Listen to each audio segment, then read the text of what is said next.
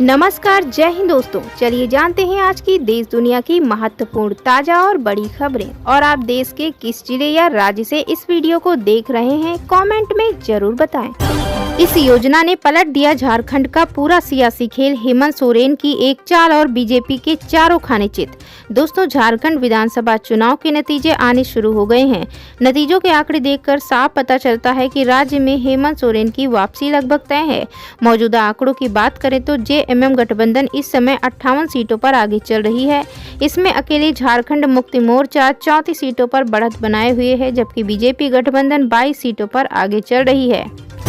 Netanyahu के arrest warrant पर बटे देश, अमेरिका नाराज। ट्रूडो ने कहा कनाडा आए तो करेंगे गिरफ्तार।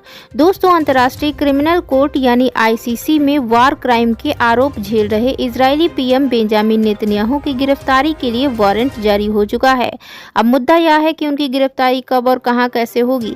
इसके अलावा नेतन्याहू की गिरफ्तारी के ऑर्डर पर पश्चिम देश आपस में बटे नजर आ रहे हैं। कुछ देशों ने तो यहाँ तक कह दिया है कि यदि नेतन्याहू ने उनके देश में पैर भी रखा तो वे उन्हें अरेस्ट करने में देरी नहीं करेंगे। इसी कड़ी में अमेरिका ने नेतन्याहू के खिलाफ गिरफ्तारी वारंट को मानने से इनकार कर दिया है। इधर कनाडा के पीएम जस्टिन ट्रूडो ने कहा कि आईसीसी के सदस्य होने के नाते वे नियमों का पालन करेंगे, लिहाजा यदि नेतन्याहू कनाडा आए तो उन्हें तुरंत गिरफ्तार कर लेंगे। इस संबंध में उन्होंने अपना बयान भी एक्स पर पोस्ट किया है।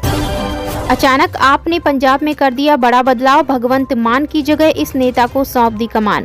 पंजाब में अरविंद केजरीवाल की नेतृत्व वाली आप में पार्टी में बड़ा परिवर्तन किया है। आपने शुक्रवार को नवीन एवं नवीकरणीय ऊर्जा मंत्री अमन अरोड़ा को अपनी राज्य इकाई का नया अध्यक्ष नियुक्त किया है। यह घटनाक्रम मुख्यमंत्री भगवंत मान के उस बयान के 1 महीने के बाद आया, जिसमें उन्होंने कहा था कि वह पार्टी की राज्य इकाई के पूर्णकालिक अध्यक्ष की नियुक्ति पर आप नेतृत्व से बात करेंगे और उन्होंने पद छोड़ने की इच्छा भी व्यक्त की थी। 56 लाख फॉलोअर्स वाले एजाज खान को चुनाव में मिले सिर्फ 146 वोट। सोशल मीडिया पर उड़ा मजाक। दोस्तों, महाराष्ट्र चुनाव में महायुति गठबंधन को जोरदार समर्थन मिला है। बीजेपी और सहयोगियों ने महाअघाड़ी गठबंधन का सुपड़ा साफ कर दिया है। महाराष्ट्र चुनाव में कई सीटों पर चौंकाने वाले नतीजे मिले हैं, लेकिन हम यहाँ बात कर रहे हैं सोशल मीडिया पर खासी चर्चित सेलिब्रिटी एजाज खान की। जी हाँ, बता दें, एजाज खान भी महाराष्ट्र विधानसभा चुनाव में अपनी किस्मत आजमाने उतरे थे। एजाज ने बड़े बड़े दावे किए थे, लेकिन वोटर्स ने उनके दावों की हवा निकाल दी। 10 राउंड्स की गिनती तक एजाज को 70 के आसपास ही वोट्स मिले थे, जबकि खास बात यह है कि एजाज का दावा है कि उनकी फैमिली मेंबर्स ही इससे ज्यादा हैं। हालांकि अब उनके वोटों की संख्या 100 से पार हो चुकी थी। योगी सरकार का बड़ा फैसला, यूपी में शराब होगी सस्ती, जीएसटी से किया बाहर।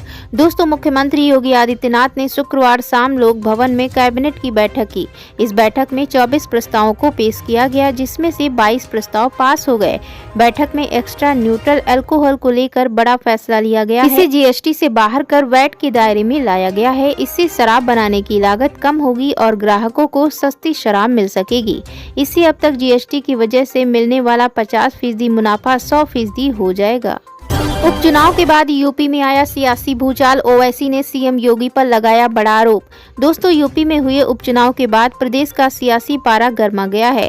सपा सुप्रीमो अखिलेश यादव के बाद अब हैदराबाद सांसद ओवैसी शाह भी आरोपों की बौछार करने के लिए कूद पड़े हैं। जी हां, बता दें, दरअसल जानकारी के अनुसार कुछ लोगों के द्वारा आरोप लगाया जा रहा है कि यूपी पुलिस ने चुनाव के दौरान कुछ लोगों को वोटिंग करने से रोका और साथ ही उनकी जमकर पिटाई भी की, जिसके बाद गुस्साई भीड़ ने कई जगह रोड भी जाम कर दिया। हालांकि पुलिस ने आरोप को बेबुनियाद बताया है। वहीं बता दें दोस्तों, अखिलेश यादव की एक पोस्ट के बाद एआईएमआईएम चीफ ओवैसी शाह ने भी यूपी सरकार पर आरोप लगाते हुए कटघरे में खड़ा कर दिया है। उन्होंने एक्स पर पोस्ट के माध्यम से सवाल उठाते हुए योगी सरकार के लिए कहा कि उन्होंने हमारे 80 लोगों पर झूठे केस लगाए हैं। यूपी उपचुनाव पर बवाल के बीच इतने बूथों पर फिर होगी वोटिंग। सपा की चिट्ठी के बाद मची हलचल। उत्तर प्रदेश उपचुनाव को लेकर मचे बवाल के बीच समाजवादी पार्टी ने चुनाव आयोग के सामने बड़ी मांग रख दी है। सपा ने मीरापुर विधानसभा सीट के 52 बूथों पर रीपोलिंग कराने की मांग की है। सपा ने आरोप लगाया कि इन बूथों पर वोटिंग के दौरान मतदाताओं को डराने, धमकाने और वोट देने से रोकने की कोशिश की। इसके साथ ही सपा ने कई पुलिसकर्मियों को सस्पेंड करने की मांग की। समाजवादी पार्टी के प्रदेश अध्यक्ष श्यामलाल पाल ने इस संबंध में चुनाव आयोग को पत्र लिखकर मीरापुर के 52 बूथों पर दोबारा वोटिंग कराने की मांग की है। यूपी उपचुनाव में सपा की करारी हार पर डिंपल यादव बोली, गुंडागर्दी चल रही है। जी हां, बता दें दोस्तों, उत्तर प्रदेश उपचुनाव में समाजवादी पार्टी को मिली करारी हार पर सपा सांसद डिंपल यादव ने प्रतिक्रिया दी है। उन्होंने आरोप लगाया कि प्रशासन और बीजेपी मिले हुए हैं और गुंडागर्दी चल रही है। सपा सांसद ने कहा, ये झूठी अफवाहें फैला रहे हैं। ये लोग जिस तरह अफवाह फैला रहे हैं, ये लोग हार रहे हैं। पूरा शासन प्रशासन बीजेपी के एजेंट बने हुए हैं। यूपी विधानसभा उपचुनाव पर सपा सांसद डिंपल यादव ने कहा, बीजेपी की गुंडागर्दी चल रही है। जहां भी मतगणना चल रही है, सरकार और प्रशासन बीजेपी के एजेंट की तरह काम कर रहे हैं।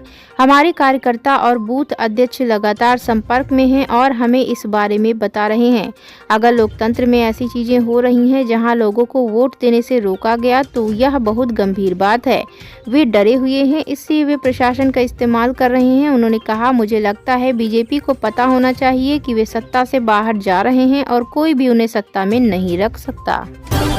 धीरेन्द्र शास्त्री की हिंदू एकता यात्रा में शामिल हुए दिग्विजय सिंह के कांग्रेसी एमएलए बेटे जयवर्धन सिंह बोले, हिंदुओं में एकता जरूरी। दोस्तों, बता दें, जयवर्धन ने हिंदू धर्म को भारत की आत्मा बताते हुए कहा, हर धर्म की शुरुआत किसी न किसी स्थान से हुई है और हिंदू धर्म की शुरुआत भारत से हुई है, इसलिए भारत स्वाभाविक रूप से हिंदू राष्ट्र है। मध्य प्रदेश के बागेश्वर धाम के पीठाधीश्वर धीरेन्द्र कृष्ण शास्त्री ने गुरुवार यानी 21 नवंबर 2024 में हिंदू एकता यात्रा शुरू की, जिसका उद्देश्य सनातन धर्म की एकता को बढ़ावा देना और जात पात की दीवारें गिराना है। इस यात्रा में राजनीतिक हलचल तब तेज हो गई जब कांग्रेस विधायक और पूर्व मुख्यमंत्री दिग्विजय सिंह के बेटे जयवर्धन सिंह ने जयवर्धन ने यात्रा में हिस्सा लेकर सनातन धर्म और हिंदू एकता के प्रति अपना समर्थन जताया। यात्रा के दौरान जयवर्धन सिंह ने कहा, यह यात्रा किसी पार्टी की नहीं बल्कि सनातन धर्म की है। जात पात को खत्म कर समाज को एकजुट करना जरूरी है। संत अगर सनातन बोर्ड बनाने की बात करते हैं तो यह विचार सही दिशा में है। उन्होंने कहा, हम सनातन के भक्त हैं और हमेशा रहेंगे। उन्होंने कहा कि यह यात्रा हिंदुओं को एकजुट करने का प्रयास है, जिसमें सभी समाजों को समान सम्मान दिया जाना चाहिए। काले झंडे लहराना अवैध या अपमानजनक, केरल हाईकोर्ट ने सुनाया ये फैसला। दोस्तों, बता दें, केरल की वाम सरकार को झटका देते हुए यहां हाईकोर्ट ने कहा कि मुख्यमंत्री के काफिले के समक्ष काले झंडे लहराना कोई गैर कानूनी कृत्य नहीं है और यह मानहानि के समान नहीं है। जस्टिस बी कुरियन थॉमस का फैसला महत्वपूर्ण है क्योंकि पिछले साल राज्य सरकार के जनसंपर्क कार्यक्रम 9 केरल सदास के दौरान मुख्यमंत्री पिनरई विजयन को काले झंडे दिखाने के लिए कई युवा कांग्रेस कार्यकर्ताओं को पुलिस कार्रवाई का सामना करना पड़ा था।